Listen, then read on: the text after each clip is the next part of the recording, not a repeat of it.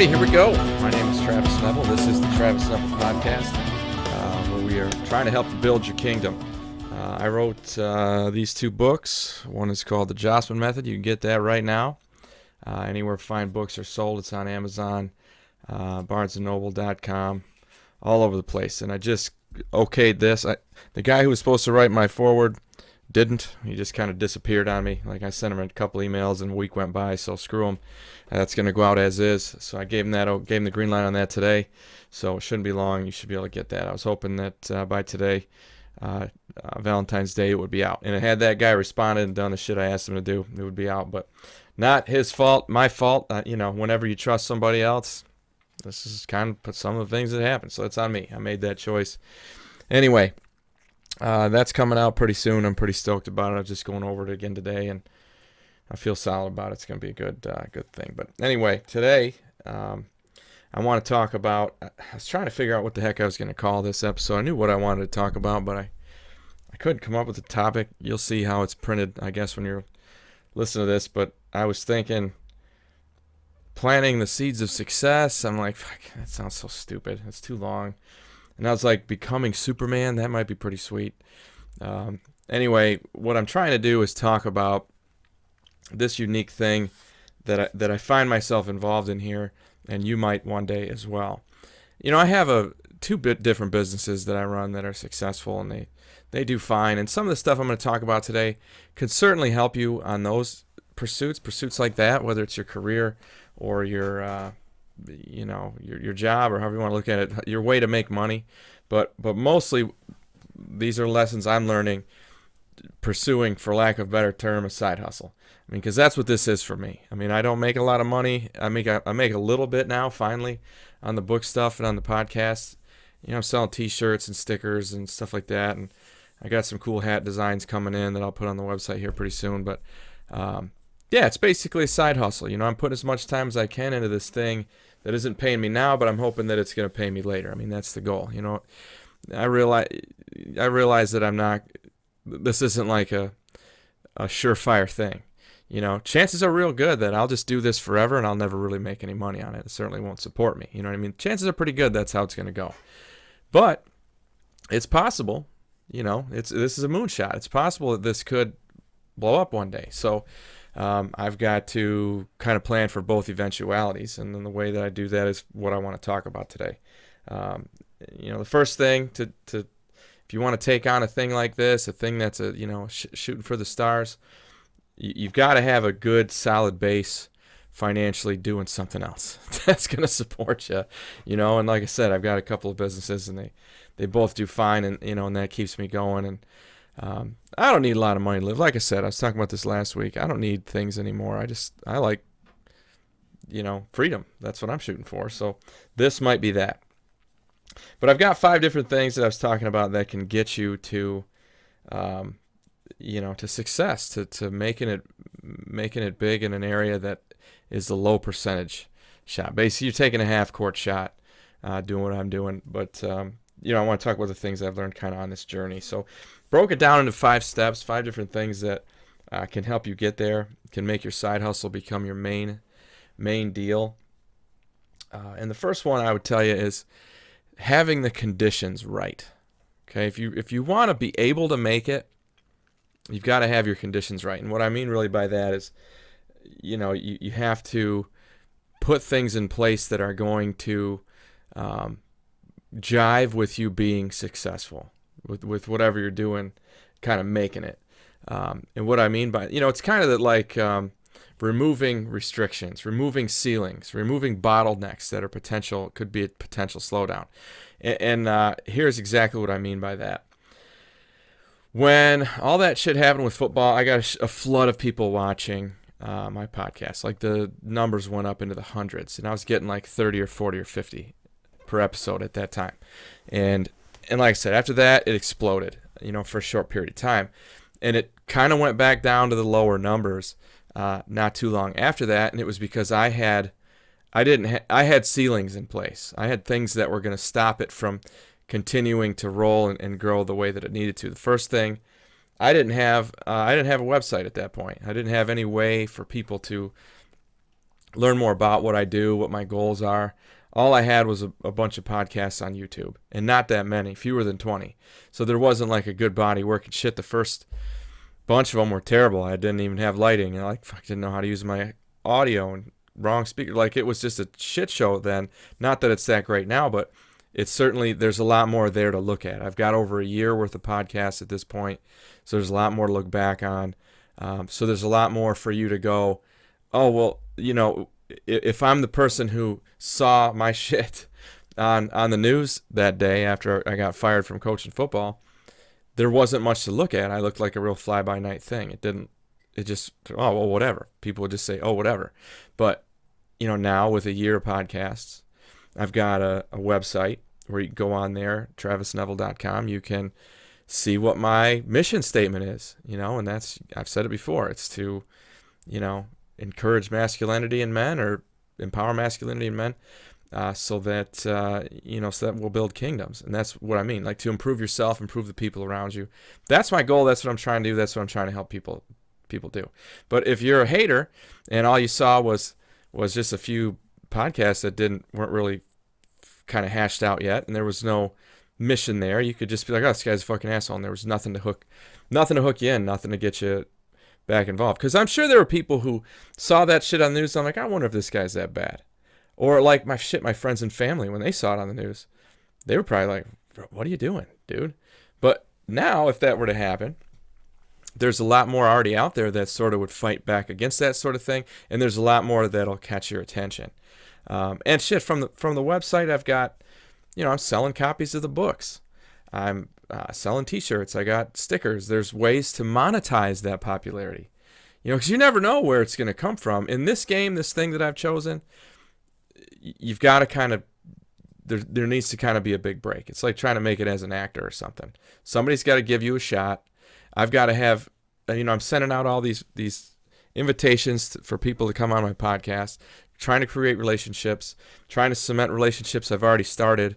I'll send out T-shirts, stickers, and nice stuff to people who do show up on, come to the website, or our guests on the podcast. And, that's how you spread, and you just try to spread some goodwill, you know what I mean? And hopefully that'll hook. But, if I'm going to have, if the thing happens, I'm shooting for the stars. I'm trying to connect with these other people. I've got to have a way to monetize that. I mean, it sounds like kind of cheap or shallow, or I don't know how you want to call it, but the bottom line is this.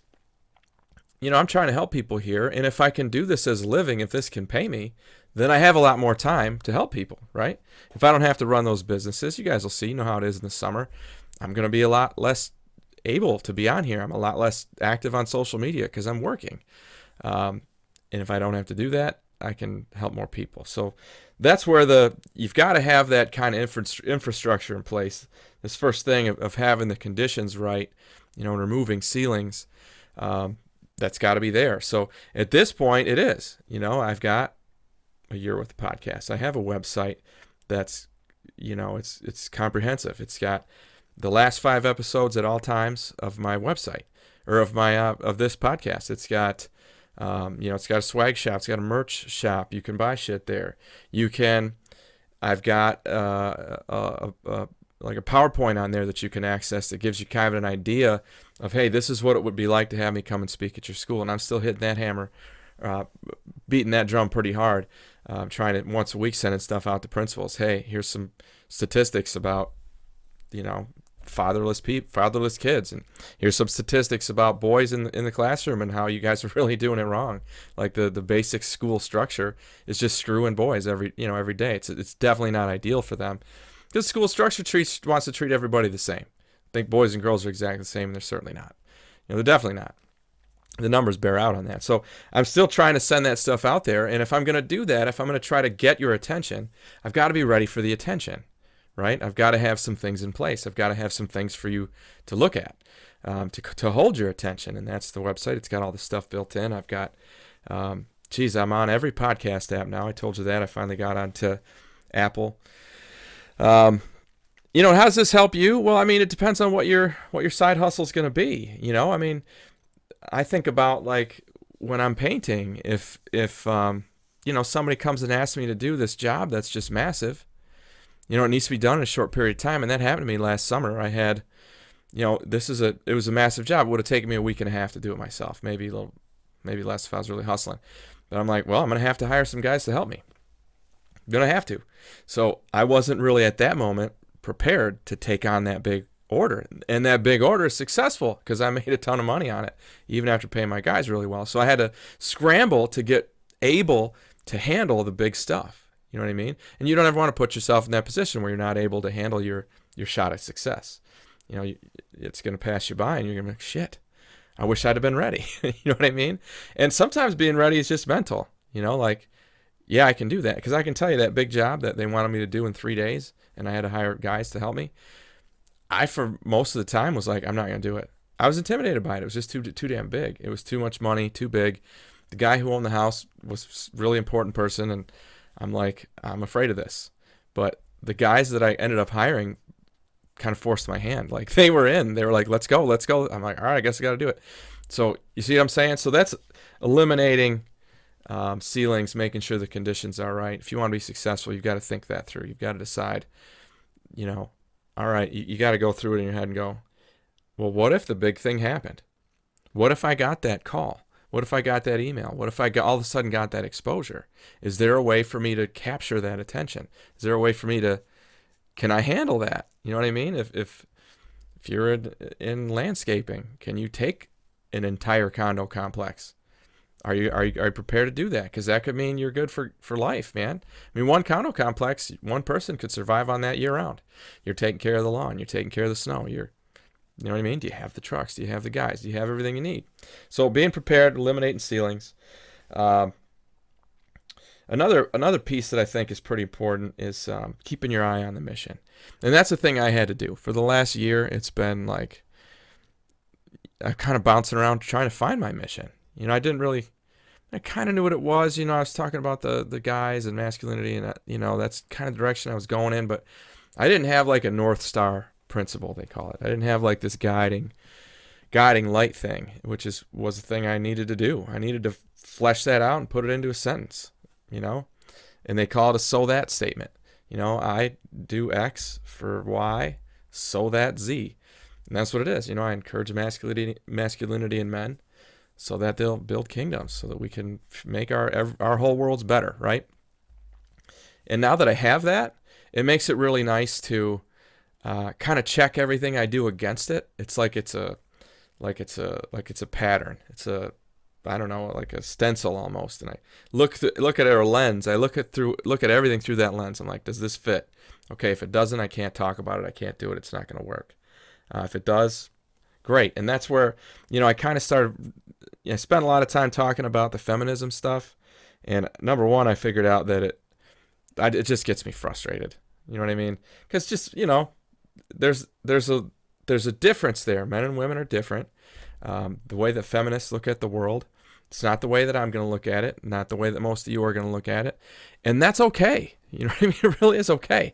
I'm not trying to make feminists think the way I think. Not at all. I'm glad that we're different. I'm glad that we think differently. Because I think having two perspectives is going to make pretty much everything go better. I mean, that's been my contention from the beginning, that kids need a mother and a father. They need them both full time, because they're going to have two different perspectives on how to raise a kid, and how life is going to work. And they're both important.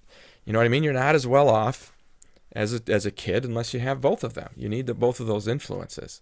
And I mean, as an adult, like I can see it in my own life. Like I look around my house, and my house is nice. I keep it clean. I'm probably going to sell here pretty soon. As soon as I find something that I get a contract on, as soon as I can make an offer and they accept it on something further away, I'll sell the house. And, I had one come up and I wasn't ready. Well, I was ready, actually. I was out of town and I called my realtor down here. I'm like, listen, man, we got to get the house listed. We got to get it done now. And thankfully, my house is clean most of the time. It's organized. I got things put away. My bed's always made, stuff like that. So it's ready to be photographed, things like that. Anyway, where was I? What was I talking about? Keeping my eye on the mission. Anyway, I was lucky that he could come in and get all that stuff done. I told him, hey man, the back door's unlocked. You can go ahead and let yourself in. Blah blah blah. Man, I had a pretty good point there. Maybe we'll get back to it. But yeah, keeping your eye on that mission, right? I mean, knowing exactly what you're supposed to do. Oh, I remember what I was going to say.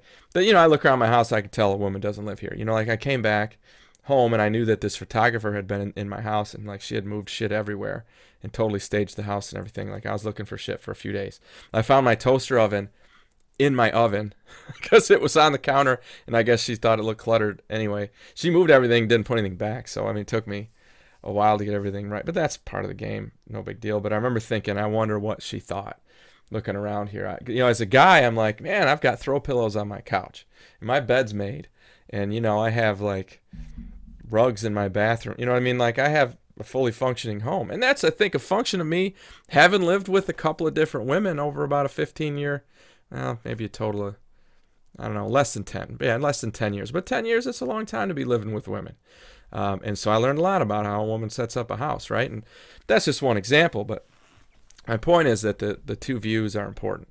And I found myself, the more I talked about trying to, and this is all I'm doing. Like the episode, I think is 51, was called Women Land. And what I was trying to do is say, hey, this is really the world that we live in.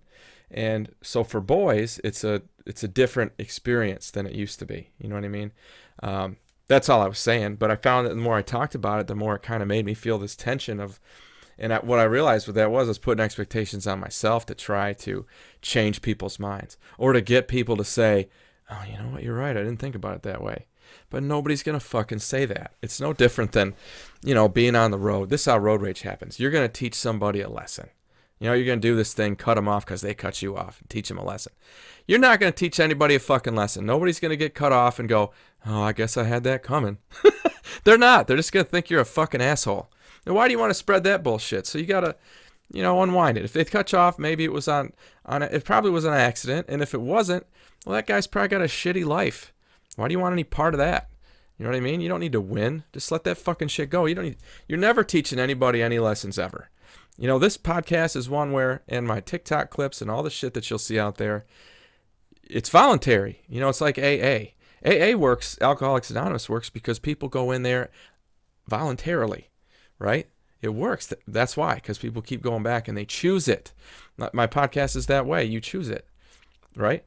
Then nobody's going to make these people who disagree with me watch. If you're doing that, you're just a glutton for punishment, I guess. I don't know. I mean, like, I get a lot of turd comments and haters and shit, but whatever. Like I said, their lives must kind of suck if they want to take the time to fuck with me about it. But anyway, that's, keeping your eye on the mission. Staying on point, staying on mission. I had somebody tell me that probably 6 months ago that it was a woman that I was dating, I think. I don't even remember who it was, but that's what the word she said. She said, you need to stay on mission a little more. And I didn't really get it. Like, I had to figure that. Like, I had to learn it. Like, I had to go out and bumble around and fucking get there. And I suppose there's another lesson for you too. Is I say that all the time, that you're going to make mistakes on your way to doing it right. That's how everything works.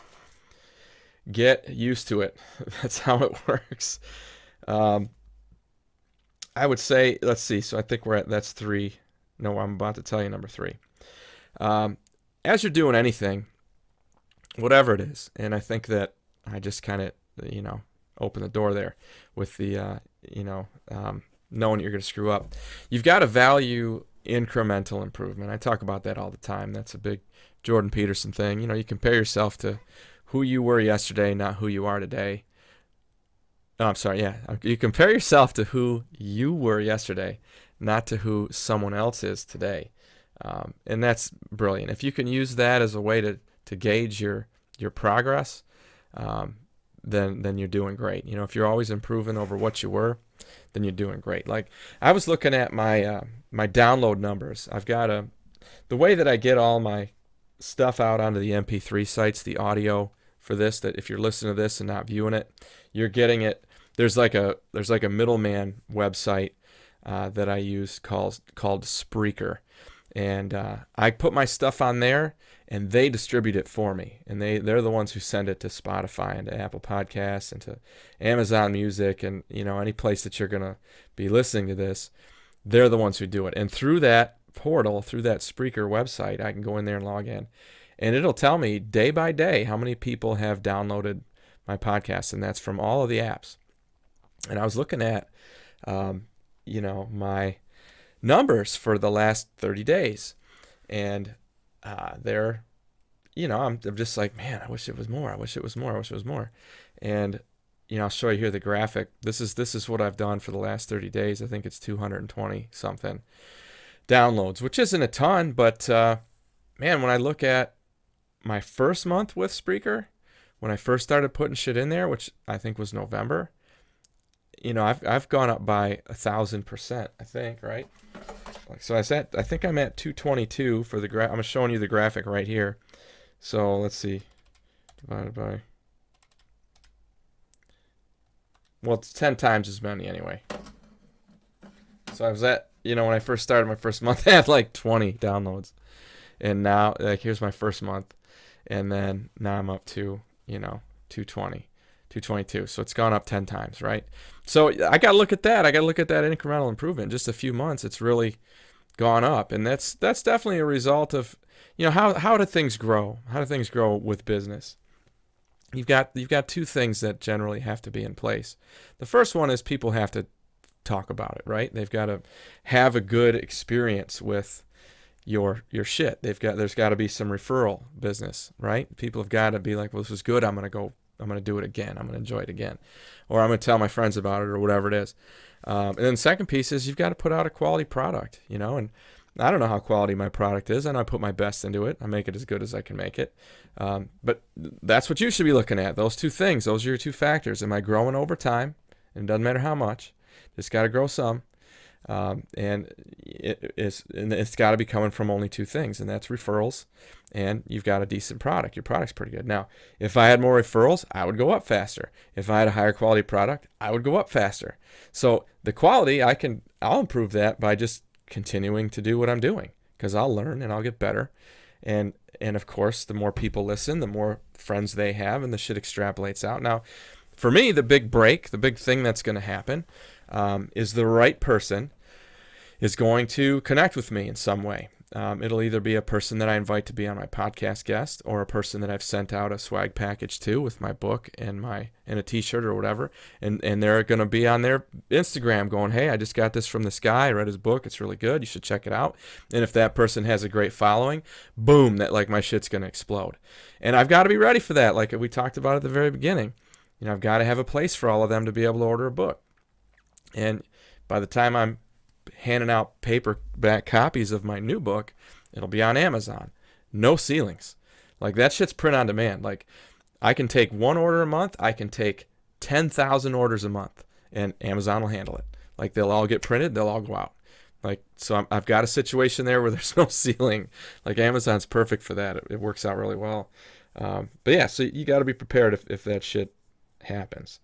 And then the biggest thing, and this is at everything you do, and I say this all the time, but it's just your grind. You've got to be willing to, at the very least, willing to want to continue to come up with new ideas and try to innovate and try to get yourself out there as many ways as you can.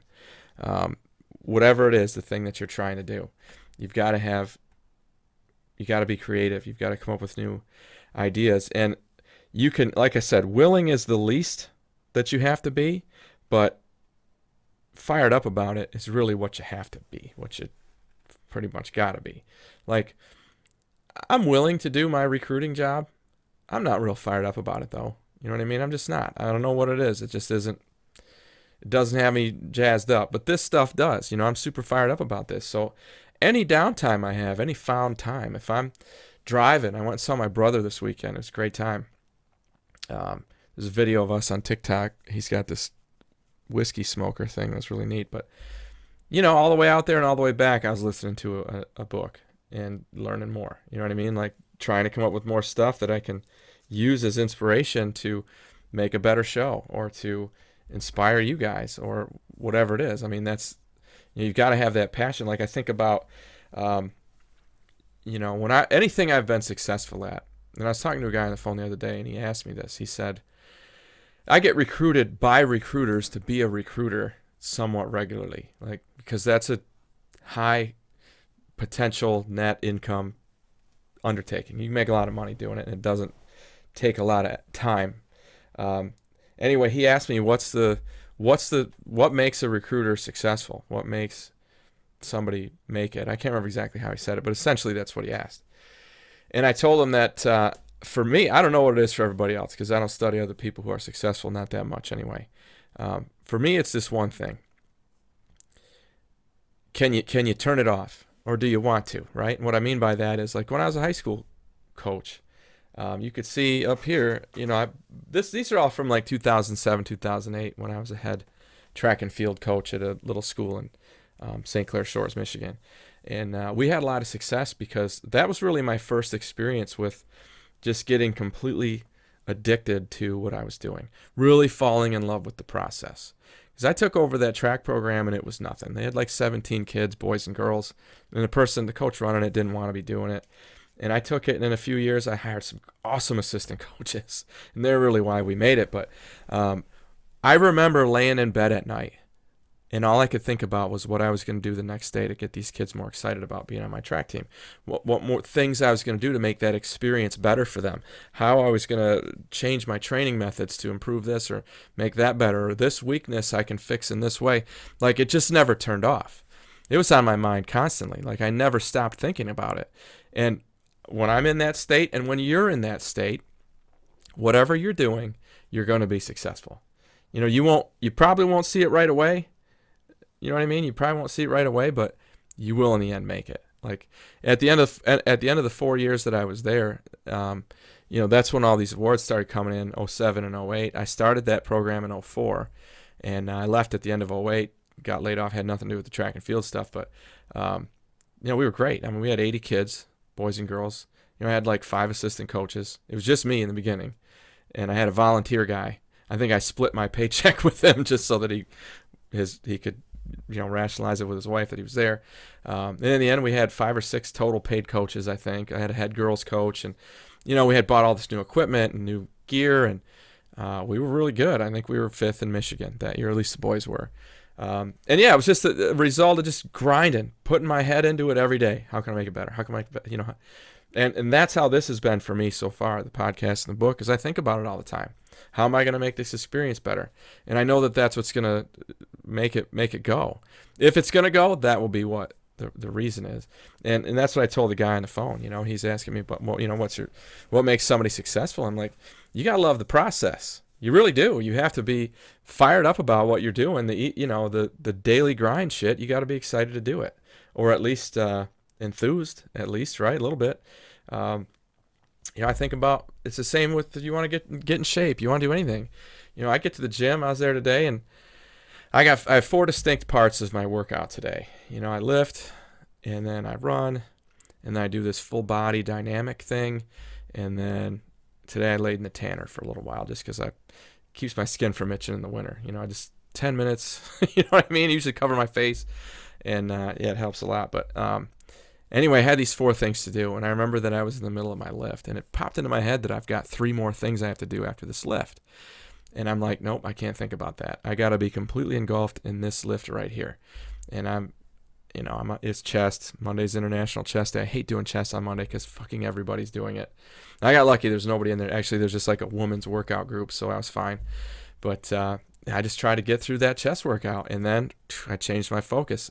All right, just got to get these 3 miles, and I got to run these 3 miles, no problem. And I got those done. I'm like, all right, just got to do this dynamic stuff. Anyway, that's when once you've got your path laid out, just get yourself ground into that minutia. You know what I mean? And if you have if you're wondering, if you're like, man, should I be doing this? Take a step back, look at your mission. Look at your mission statement. What it is you're trying to do. What is it that you're trying to do? And does this help you? And for me, I'm trying to stay fit and stay healthy and last a long time.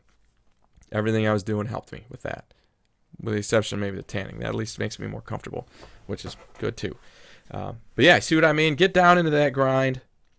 Get right into the weeds, and grind through it. And then once you're done with your workout, you're like, holy shit, that happened real fast. And that's how it did. That's how it happens for me. I get out of there, I'm like, oh shit, that's done. And then here I am the rest of the day doing what I do, and I forget it's even done. Oh yeah, I did work out this morning. Yeah, cool. All right, cool, that's done. and you move on to the next thing. So that's it. The grind, right? You get that? I mean, nothing is more important than that. I had this great assistant coach a couple years ago. His name was Dre. Young guy too, just right out of college. And he would say that all the time to the kids. He'd say, you got to fall in love with the process. You got to love film. You've got to love lifting. You've got to love, getting together with your teammates. You've got to love being at practice. You got to love wearing pads. Like all these little things. And then the games take care of themselves. You're really good at what you're doing, and you just blow those out. And then it's about loving the process, though. You know what I mean? And he's right.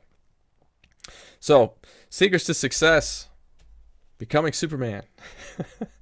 Number 1. Remove all ceilings. Make sure your conditions are right so that when the good thing happens, you're ready for it. Number 2, you've got to have your eye on the mission.